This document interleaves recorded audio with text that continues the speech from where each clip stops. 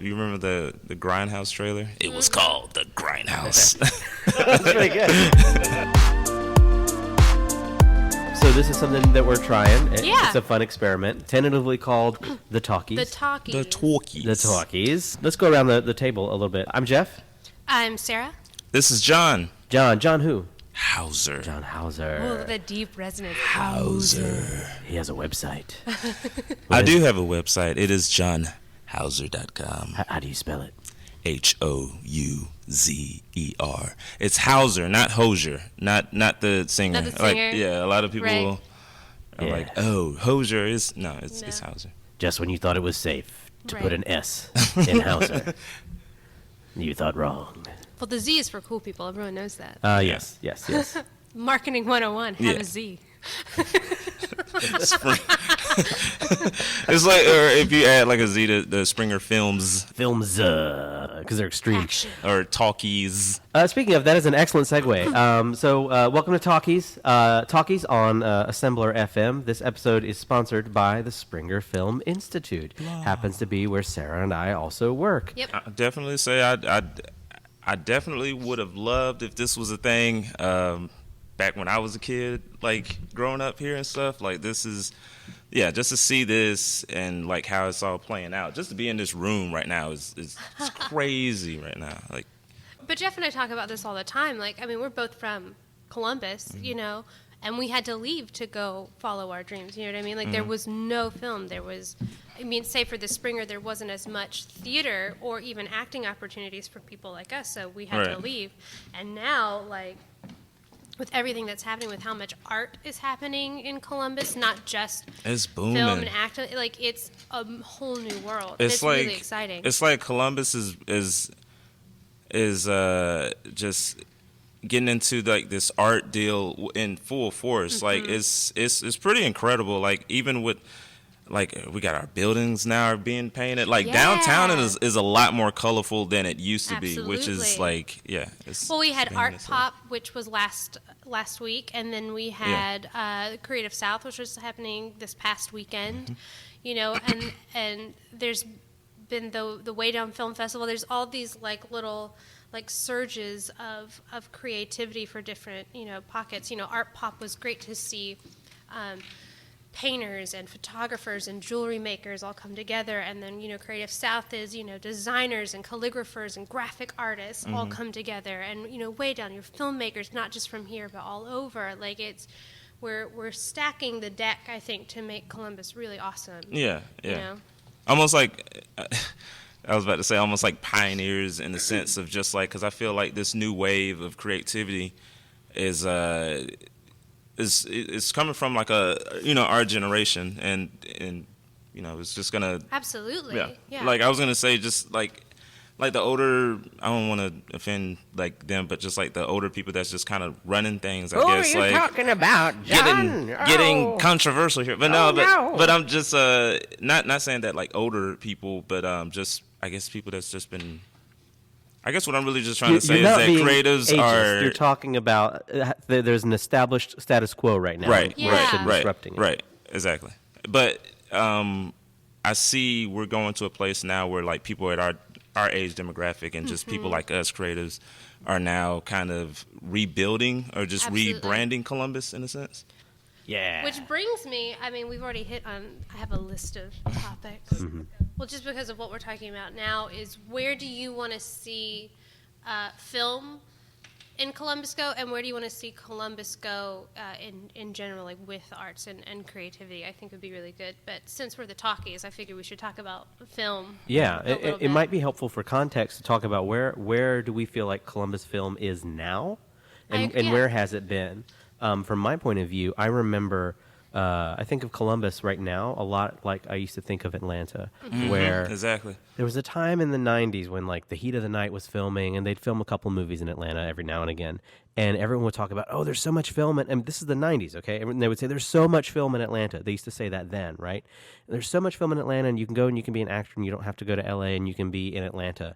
And they were saying that at a time when, from my point of view, it did not seem to be true. Right. It seemed to be very wishful thinking. Like, okay, there's definitely there's a TV show that shoots there, and there's some movies that come through because they like the locations, but a lot of times those movies end up in Savannah or wherever. Yeah, exactly. And then something started to change. Yep. And then that statement did become true. And like now it is true. Like Sarah and I, we make a lot of our living in Atlanta doing film and television because now we can.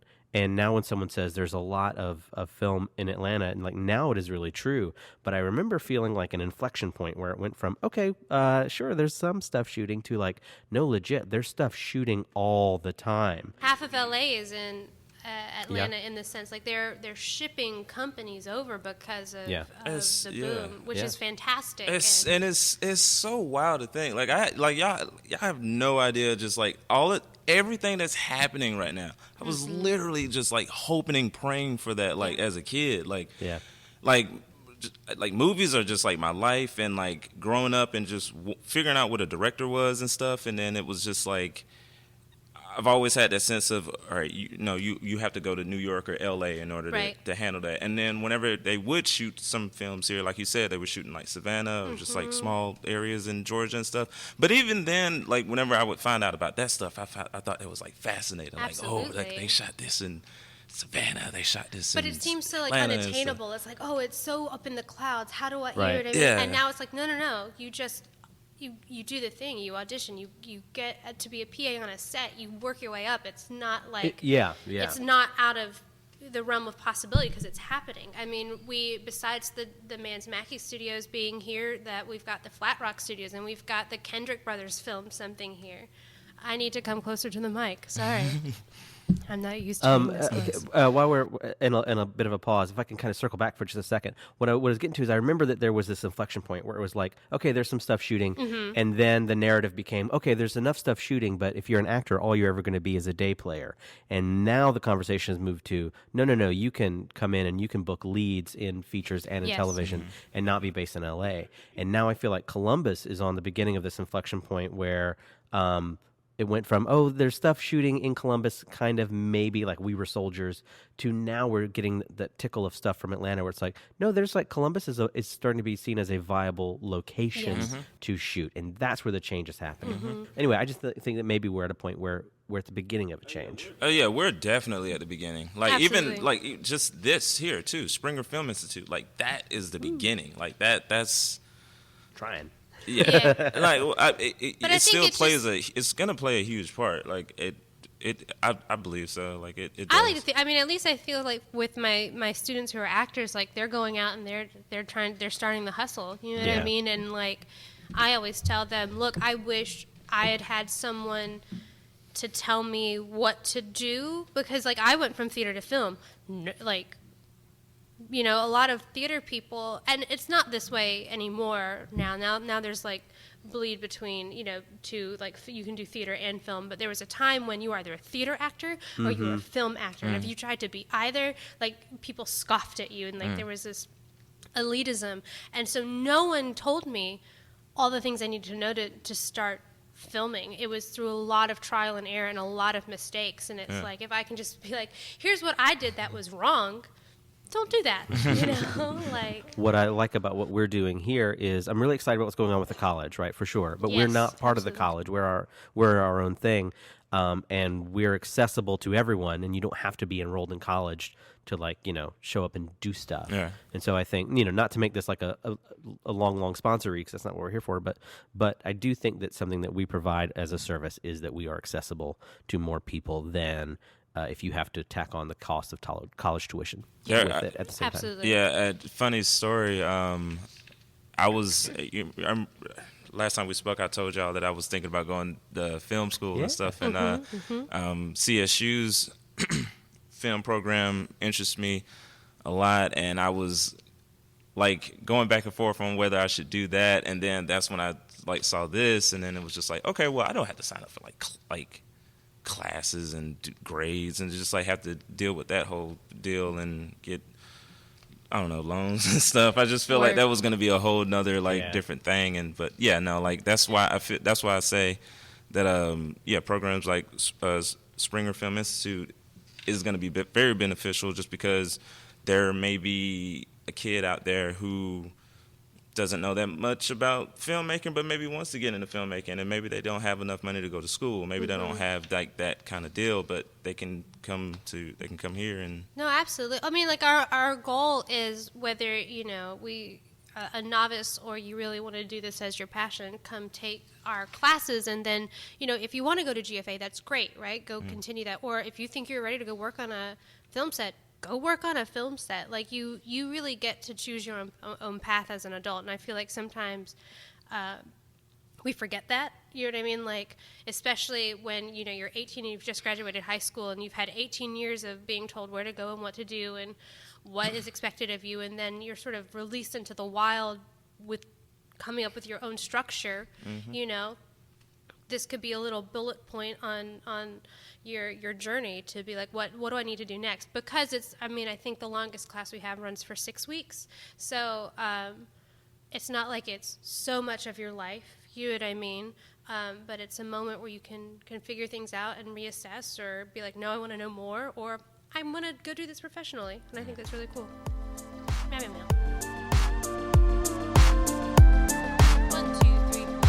1, 2, 3, 4, 5. 1, 2, 3, 4, 5. 1, 2, 3, 4, 5. 1, 2, 3, 4, 5. 1, 2, 3, 4, 5. Yep. Okay, great. We're all fives. We're all fives. Okay. Tight. Type 5. Type 5. Okay, we're back. Nice Type 5. I took a break there just to check a little sound file thing, but we're good to go. Okay, so before we dig into our list for today, John, you have a website. I do. as we covered. But you're an artist in town, and tell us. I don't want to speak for you. Tell us about yourself. Tell us about what you do and your journey. Okay,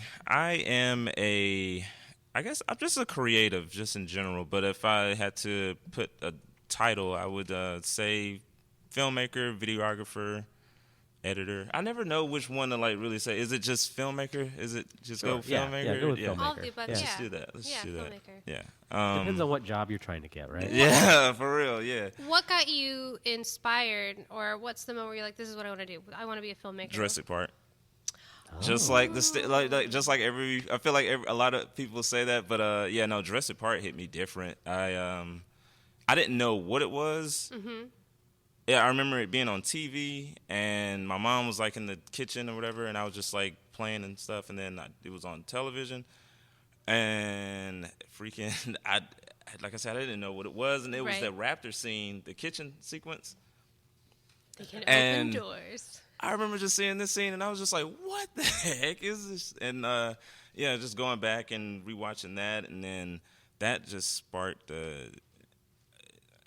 just a whirlwind of trying to learn what a director is. I learned about Spielberg, and then, what is a script writer and stuff like that. It's like I found a lot about, just filmmaking in general just through this one movie. And then I've already been... I've always been watching films and stuff, but I'd say that Jurassic Park was the first one where I was just like, okay, what is this? Because I love dinosaurs. Yes. I freaking love dinosaurs. I was that kid in class that was pretending to be like a velociraptor. Very cool. But we did. We used to walk around like dinosaurs. Yeah. Yeah. There was a whole class. It was. But how old were you when you filmed your first thing? And what was it about? This is so funny. All right. My first effort, I was 15 years old, and it was this film that it was my brother's in it. It was called The Art of Revenge, and it was very Godfather inspired because I used the music for it and everything. Yes. And award-winning score. Great. It's so funny that you even asked me that, just because my mom, her birthday was 2 days ago, and she had my brother and Wait, I. Your mom's birthday is April 13th? Yeah. So is my mom. Really? Yeah. Sorry. Tight. That's awesome. Tight. Cool. Birthday mom twins. So, but yeah, she was talking to my brother and I about just like, cause I was showing her the commercials and stuff that I was making, and she was just like, yeah, like y'all are just always making stuff. And then she went back to our first short, and then which is still on YouTube. It's private, but it's on YouTube. But I was thinking about actually doing like a little comment, like a 20th anniversary. Like, I don't know, like some kind Like of a deal, special like edition re-release. Revisit the revenge. do like a commentary. Go back thing to on where it all started. But with a score from The Godfather. Right. I had, Inspired like, by the Jurassic Godfather Park. score on it, and then like I was editing it on Movie Maker, and then like I knew you had credits, and you had to have credits, and so I was using like my relative's name as like set designer and stuff. Love and it. everything. And but it's so funny because I was watching it, and I mean, of course it's bad, but I was apparently onto something because my shots, how I compose everything, it was there. But yeah, that was the start, and then from then on it was just a ton of just like regular, just just random shorts that I would shoot with my brother, and then more specifically my friends too. Like in high school, we had like a little blog. It was called like the Artist Turn Corrupt blog, and it was just this vlog of us anytime we would go to the movies, we would go to not Waffle House, but Waffle King in Phoenix City. Oh, Yeah, yes. I know Waffle King. I know Waffle King. I met a reality show producer there once. It's a story for That's another time. But yeah, no, like anytime we used to go to the movies deep, like super deep, and like I would always not in the theater, but not record in the theater, but after a movie, after the movie, we would go to Waffle King and we would just hang out and just talk about the movie, and then we would just shoot that. And then, Yeah. But yeah, that was awesome. And are those all private links now too? Those are all private. Yeah, that makes sense. You learn the art of like, what should I unpublish? Yeah. When did you start? Because you do a lot of commercials, like you film a lot of commercials around town. How did that come about for you? Like, I mean, you've been doing that professionally for a few years now. So when was your first professional gig? And it was so funny. I guess professionally, like I had I was gonna say, like I've always been into filmmaking, but there was a point in time where I stopped putting down that to pursue like graphic design stuff. Yeah. But I was saying that to say that I just recently started for real picking up the camera, like maybe 3 years ago, like full on. And my first commercial was lemongrass, and it was through this wonderful woman by the name of Monica Jones. She runs the local paper. Yeah. And so shout out to her. But she actually, no, that wasn't my first commercial. My first commercial was sorry, Monica. I'm sorry. Threw you under the bus. But no, my first commercial was for the Estate. Do y'all remember the Estate, the music venue in Columbus? No. It was like this No. super, like, I guess low key rock, kind of like I don't know. Like, I do it was, not. Yeah, it was like this. That is very no independent- fault of your commercial that we don't remember it. No. I once did a commercial for the spa in Portland that went out of business a year later. Well, I was about to say, to that point, the Estate is no longer a thing. So Right, yeah, but right. yeah, I did a commercial for that, and it really a commercial. It was really supposed to be just showing that show, but it ended Right. up playing as a commercial because I cut it that way, and then then Monica found me from there, and then That was awesome. Went on from there. That's killer. I was using a Canon T6i. That was Oh yeah. Oh, yeah. Started with a T3i, that Yep, little guy yeah, right right there. Yeah. All right, so you had a T6i. Yep. Is that your actual first camera? No, my first camera. That's a pretty good first camera. Yeah.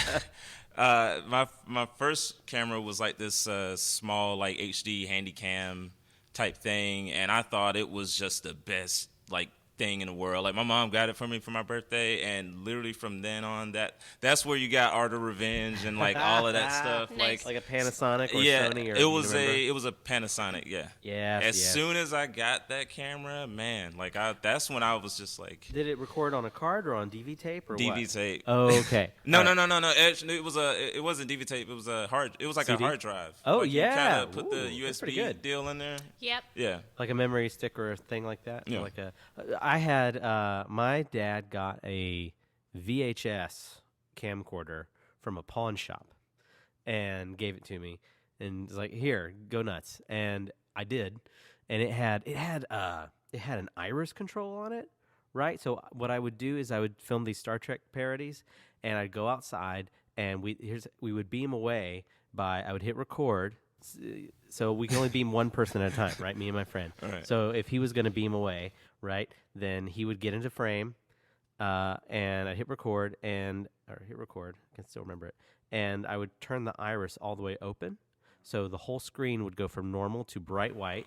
I'd cut, he'd step out of frame, I'd hit record, and it'd go from bright white, and I'd turn the iris back down to normal, and that worked so Right. well. Low-grade special effects. Don't knock it. How old were you? I was was like 10. 11. You were 11 and you figured that out. And then later we got another VHS, and it was like an old news camera or something, and I was mad because I couldn't do that same thing, and then later we got like a mini DV, and then whatever, but because I got really into it, right, and I would like take it, and like we had really bad PC editing stuff. It was like Pinnacle or something like that. I don't remember.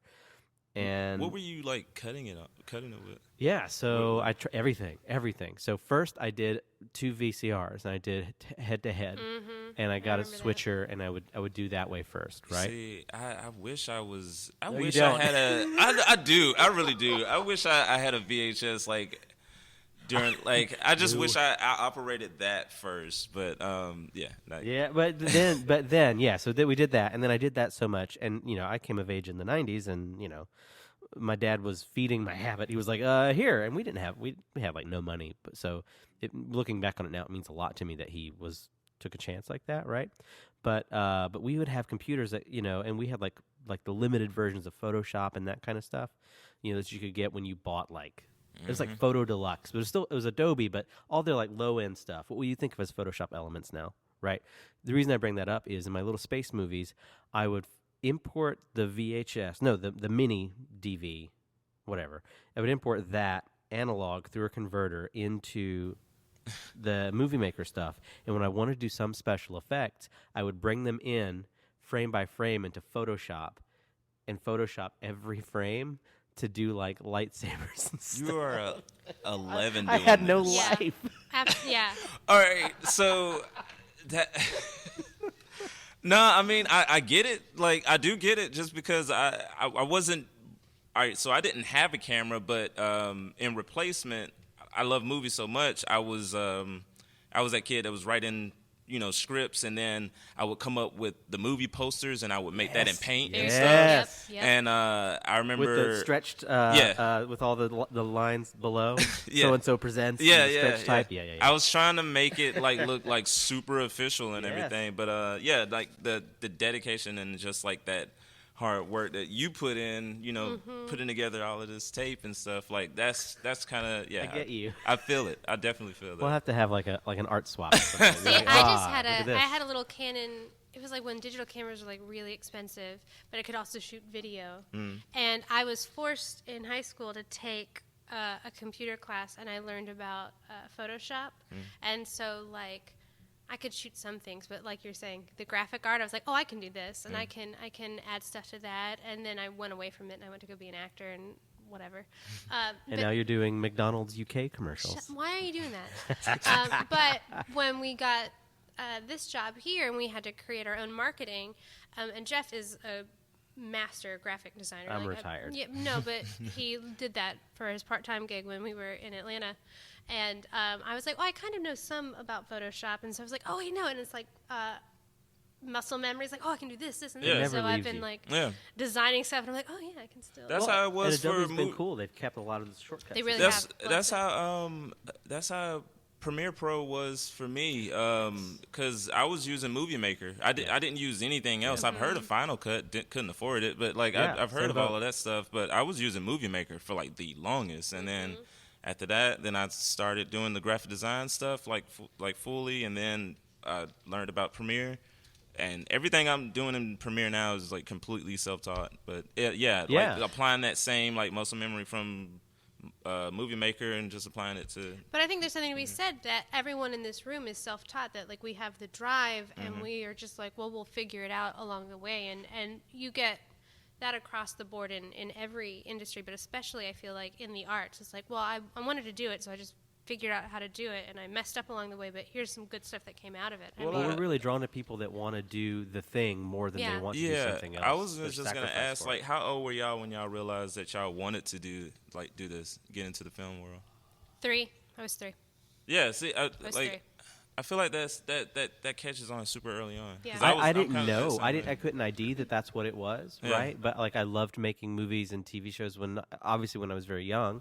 When I suddenly could. Before that, I thought I was going to be a comic book artist, like in 4th grade, and I kind of did that sometimes. But like, I think when I was 13, I became a stage actor, and then at some point flipped over to movies about 10 years ago, maybe.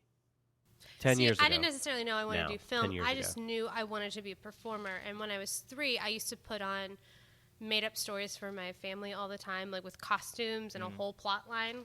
That didn't make any sense because child logic, but to me they were brilliant. And I always wanted to be performing. I always loved if there was a group of people that I could tell jokes or that I was just creating. And I mean, I was also always I was an only child, so I was always drawing and creating because it was me and my imagination. I didn't have brothers or sisters, and I didn't live in a place where there was a lot of kids at the time. Like, I mean, there were a few kids in the neighborhood, but, not as accessible. And so I was very driven to create what was in my head and make it a reality. Yeah. Do you think it's important, Sarah, like John, like to stay in touch with that kid that was super imaginative and Absolutely. that was just wanted to make the stuff? Because every day I walk in this room and I'm like, 11-year-old me would have flipped out. Right? Absolutely. Completely flipped out. Because there's a fearlessness that you have as a kid. And he still is. Because the world. No. But you know what I mean? Like, but there's a fearlessness that you have as a kid, where you're just like, I just want to do it and whatever. There's not all this doubt and stuff that happens as you get older. And, it's like, I wanted to just, you just want to do it. Like, it was, I tell my mom all the time, it's just like, I tell, like, anytime people ask me, they're like, oh, how old were you, or did you know that you already wanted to do this? Because I know there's like this stigma of like, oh, a lot of people normally don't really know what they want to do, later and stuff. But I feel like we're just that case where it's just like, we knew it. Like, even if you couldn't name it, like I didn't know. I mean, I guess I knew people made money doing movies, but I wasn't thinking about money then. But whenever we got this gig or we started, I looked back on our history. It's like, oh, of course. Like everything that we've done sort of leads to us wanting to. Yeah, absolutely. And even all right. So I knew I wanted to be in films. I wanted to make films, but I was also this artist. I was doing graphic design, and I didn't even know about Photoshop until I went to college. And so before then, I was using Paint. Yeah, and so you should see the stuff I was making just in Paint. But it's like it's like. Kid pics for you. I had kid pics. That's right. For me as well. Before MS Paint was kid pics. Yeah. And you could have voiceover to talk about your artwork, and there, like, instead of like embarrassing slideshows, you could just look at my kid pics history and listen to me talk about my painting, and I would tell you the story about this painting. That's so cool. And I would make up jokes, and I would make up songs like on the spot. Mm-hmm. Like to this day, I feel like I'm so good at improv because somewhere in my lizard brain, I'm just able to make up songs on the spot. And see, like, so you do music too, right? Do you do music like on? Man, it's different. I used to. Because I make beats, but there was a run when I was in Atlanta where I was making music a lot, but like. No, it's in my head, and sometimes I plunk it out on the piano, but like I haven't, just because I love technology and hate technology at the same time, and it frustrates me a lot, and it always glitches out on me. It never glitches out with Jeffrey, but I always end up, I don't do anything different, it just stops working for me sometimes. And so sometimes with music, or if I'm creating something, I don't trust technology. So like I'm the girl who handwrites stuff still, and like because I can have it, right? It won't get deleted if the computer crashes. And I mean, I know that's so much better, but I mean, I've had horror stories where I've written 8 pages of something, the power goes out and it's gone, and it's like there's no backup, and so that scorned me from technology. But my dad's a musician, and we're just teaching him how to use GarageBand because he wants to be able to play directly into the computer and have it, you know, because he's a beautiful musician. He can play anything. It's really awesome and annoying at the same time. Well, and now we just did this. We recorded an original song for Grounds, and so now I'm deep in Logic, like learning how to help get timing a little better and like all the getting the mix for that, which is super fun. I asked that just because I feel like because before I wanted to do to make films, at one point I wanted to be a movie poster designer. Like that was my goal right there. Like I love movie posters, but like I was super into that, and just through commercials, and the more I make those, the more I'm going towards I can do movie posters if I want. Yeah. I can do beats and music and stuff if I want. Like at least I want to give this film thing a try. And I feel like I get, you know, a little. But it makes you stronger. I feel like being aware of all the other departments and aspects that go into a film make you a better an artist, especially if you're like going to be behind the camera. You understand what the director's after, or what, you know, how the music might play and how that might feed the moment. And if you can already have that in your head as you're filming, like you can help orchestrate that and collaborate together. And also, you know how to sell your movie. You know how to market. Yeah, absolutely. Like I don't know about you, but you guys learned everything you need to learn to make the movie. Yeah, you got to know how to write it. If you know how to compose, you know, if you know how to edit it afterwards, if you know like the posters to get people to come see your movie, like it all, you know. Well, and especially in this day and age where you have YouTube and you have channel, like you can create your own content, and if you're successful, you can keep creating your own content and you can make a living off of that, which was non-existent 10 years ago. And now it's like, I remember I did a web series when I first moved back to Georgia 7-8 years ago, and people laughed at me. They're like, "Oh, you're doing a web series," and it was like, just wait, I'm telling you, in 3 years web series are gonna be the thing. And lo and behold, like, but it's just web series became Netflix. No, exactly. But like it started on like people just putting stuff on YouTube, and then it was like, oh well, we can make this a thing, and then Netflix happened and Hulu happened. What bothers me is that there's a lot of people that don't realize how easy it is to start their web series, or to start a podcast, or to start, like, a lot of people get so discouraged by it. Like, I get a lot of messages from people like, I want to do this thing, but like I have no idea, like, what camera did you use, what such and such. If you have a really great smartphone, you've got a great camera right there. That same thing. It's like, because the thing is, if a producer really wants to do it, they will hire you and pay you, and you'll refilm it on something better. But just get your idea out there. It's the story, right? Make it. Yes, it's about the story. You can always refilm it, but get that idea, make it yours. I was about to say, I've always say, if you really want to do it, like, just do it. Like, just a lot of, like, people ask me, like, oh, like, why do you, or how do you, like, you know, make a commercial, or how do you do such and such? And it's like, your references are in movies, your references are in commercials, your references, like, in music videos, TV. Like, just, I always tell people, watch more TV, watch more movies, go make stuff. Don't get it wrong. Don't make a lot of mistakes. Absolutely. So that you can. Because you learn, like 100%, you learn when something doesn't go smoothly. Because the thing is, even on multi-million-dollar film sets, things still go wrong. And it shows in certain movies. It does. In certain movies, it absolutely does. So don't think because, you know, you don't have money, you can't make something great. There are plenty of films that the budget has been under $1,000 and it has been phenomenal. There are blockbusters that have had, you know, 2.3, 2.5, 2 point whatever billion dollars, and they have tanked at the box office. Flops. You know what I mean? So don't let a monetary value dictate what you can and can't do as an artist. You know, like, life is too short for that. You gotta do it. You know what? Another thing too, I think that also, and I'm only speaking, I guess I'm speaking solely in Columbus. I feel like that's an attestment to when you have a kid that's like discouraged to shoot like their own thing, and now that we have programs like this, Right. you know, outlets like stuff like this, there's people like us. Well, and so that the really thing, they're kind not of surrounded by segues people like us and stuff. Yeah. into the next question on Oh. the list is what do we want to happen next in Columbus? Where do we want Columbus to go? Like now that there's the birth of these programs. I want a full on just get Tyler Perry Studios over here, man. And I'm just playing. Nah. Yeah. Just No, kidding. but I think it's important to. I would like a whole. Honestly, I want Columbus to just to be that next.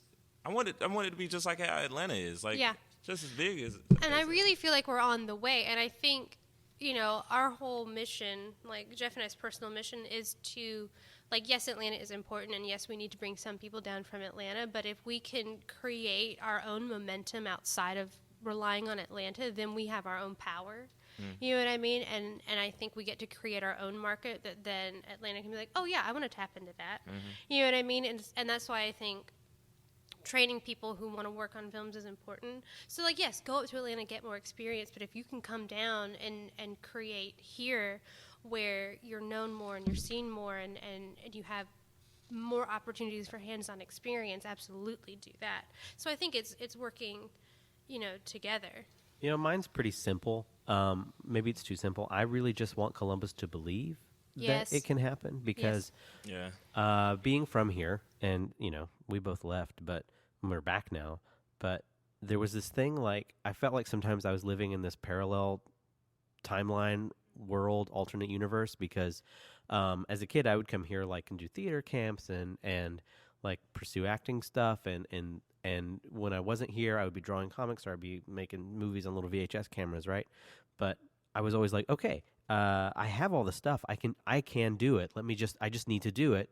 And, Sarah and I both, we've gone on and we've done stuff, right? We've done TV shows and we've done movies and stuff, and it's in commercials. And it's weird when you come back here and you talk about it selectively, because the attitude has been, talking about status quo from the beginning, well, that's great, but that doesn't happen here. Yeah. And I can't do that, Right. and it's out of reach. But and it is happening here. maybe you did it, but I don't really believe that you did it. That kind of stuff where it's just like, I have the tapes. Right. Here it is. There have been, like, in the last, how long have we been here now, Jeffrey? Like a year and a half? There have been several major productions that have filmed here, and that people end up liking they end up enjoying filming in Columbus because of the people and the diversity and the surrounding area that, they want to set up shop here. And especially now that there is Flat Rock Studios, if there can be a relationship. I don't know. I just feel like the possibility is there. It's happening. Columbus is such a good secret, and that's the problem. Yes, We're a it secret needs to to our stop own being a residents, secret. and so I think our residents, a lot of them just don't believe that they can do it, Yeah. and they're not empowered to do it. Set over here. We don't want them. To Yeah, shoot. Right, yeah, right. yeah. Oh, They're- I gotta. Yeah, I can't possibly go to LA. I can't possibly do. It doesn't even have to be film. It can be whatever the heck it is that you want to do. But like people just feel like it's out of their. But Columbus. But I really do believe that once people start seeing the films that we make here in a greater capacity, then I think that's how we change their minds. Because right now Sure. people haven't seen it. Like there's like one or two, but until it gets to the masses, or it's on social media, or it's on YouTube, or it's getting out into the universe, right now we're still in the shadows. But we have companies here that reach the whole world. Correct. Right. Right. Not just 100%. production companies, but all kinds of industries. We have artists here who travel the whole world and kind of sneakily home base here, and nobody knows it. And that's awesome, right? And that's a great secret. But like I'm really ready to just blow the lid off and be like, okay, hello world, here we are. Yeah, because I remember when we first met, y'all were telling me about all these people that live here. That's what was Oh yeah, they're secret from each other. Right? Yeah, I was like, I had no Oh, idea yeah. these people stayed here. Like Right. they're here. Like Yeah. did Yeah. not know that. Yeah, it's wild. So that's what I want. I want the town. I want that awakening to happen. We need that. Yeah, that community, like that filmmaker community, to really just come out. I Yeah. feel like whenever everybody like stand up and Yeah, and it's related because we are a smaller town. It's related to a lot of adjacent communities, right? The theater community, especially. I mean, as far as performers and stuff, but like also the music community because you have people there that know production, that know how to create good audio. The visual artist community, right? Because we need that. I mean, and there's also all kinds of like carpenters and like scenic artists, and there's it all ties so together. Many. If you do work in any of the arts, it's so translatable into the film industry. It just might have a different name. You know what I mean? But it's like everything I learned how to do on a film set, I learned from doing theater. And, it's vice versa. It's not like you're one or the other. You have the skills. You just, adapt them slightly. We're always adapting as That's humans. That's one thing. Well, like whenever I'm approaching if I do a commercial, I try to approach it by shooting it like it's not a local commercial. Absolutely. And like I don't know, that's just the kind of approach I'm trying to do. You want to like, raise you know the what production I mean? value. Yeah, Yes. that's another thing, and Yes. I guess that's what I was really trying to say as far as like the film community. Everybody standing because like you have people like me, for instance. Like I don't know, maybe I need somebody to do voiceover work. Maybe there's somebody here that does voiceover work like that. I don't know who it is, or you know what I mean. Like, or I need a writer for this thing, or it's just that kind of deal, or animator, like Yeah, and they're here. They're just hiding. Yeah, And we need them to Y'all stop need to come hiding. out. Yes. Sarah, did you answer your own question directly? Yeah. Oh, okay. I feel like we all got to All right, talk all about it.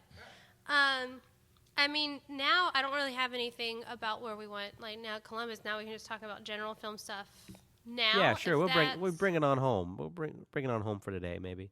Right, Projects. Let's talk about projects. If we're gonna, move some things forward. Anybody working on anything interesting at the moment, or just worked on anything interesting? I just did a mattress commercial. That's cool. Go on.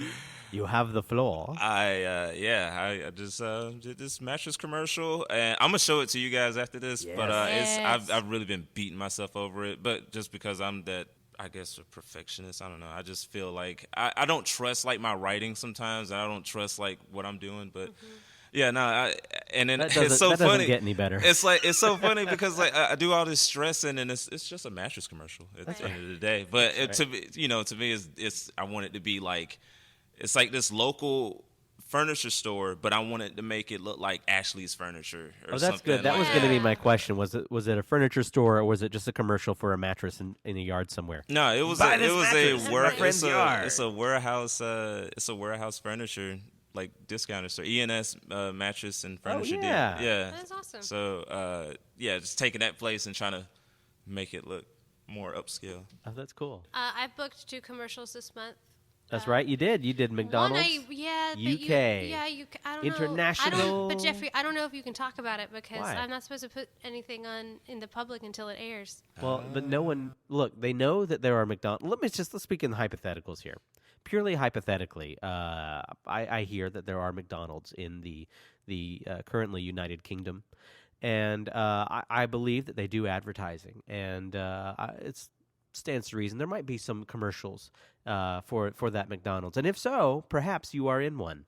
And we won't talk about what the product is because we can't do that. You're right, we Right. can't do that, We but we can't. can say that you I did a did McDonald's it. UK commercial Yes. because I they- also booked another commercial for another international company.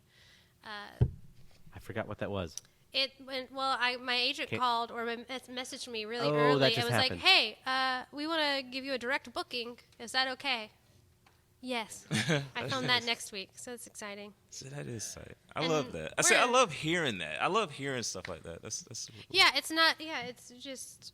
It was great. So this month has been particularly fruitful in the career department. Other months, it's. And you over know. here at the institute, we're editing Grounds, which we shot, which is a web series, and we had a project for Gordon College that we're wrapping up right now. So lots of editing for us at the moment of stuff that we've already shot. I'm sorry. I forgot to mention this 706 is another What is thing. that? Is another No, thing. we talked about it at the Oh, the yes, place. yes. The coffee place. Yeah, 706 is almost like not almost. It's just a web series that highlights creatives. And is it out yet? Yeah. You can We'll like link us to on Facebook. It's 706_GA. Okay. I'm already we'll put a following. link. We'll put a link to it in show the show notes notes, so that yeah. people can get to it. Yeah. Show notes can be found at assembler.fm/talkies for this episode /1. If you care about URLs, assembler.fm/talkies/1. If you don't, just search for it. It'll be there. Jeffrey, Yes. is there a Patreon for Talkies? There will be a Patreon for Talkies and all of the fine programs on Assembler FM. Excellent. I will create that. It's 7:17 now. I'll create that at about 7:45. He's creating it right now. Yeah. You can also go to springerfilm.org and make a donation to our sponsor, Springer Film Institute. So that'd be good too. That helps us. If you enjoyed what you're hearing and you want to hear more, or if you have ideas for topics, Or if you'd like to share your stuff that you're making, if you're working on a cool project right now in film, Yeah, hit us and up. you can share it, or if you just want to share your portfolio, hit us up. And if anyone actually does that, then we can start linking to those things in show notes or Yeah, absolutely. Tell know, us about anywhere your first online. film or something. Yeah. That'd be fun. My Yes. first film. Yes. We should set up like emails and stuff so that people can leave audio comments, but we'll get there. Anyway, that probably about wraps us up for this week, yeah? I think so. Do we want to have any clothing Remarks. Clothing. Clothing remarks. Sarah is wearing a nice off-the-shoulder I ensemble. am. Clothing remarks. I am wearing a Wolverine t-shirt. I am wearing a Michael Myers shirt. And those are our clothing remarks. All right. Great. We'll see you next time. Bye.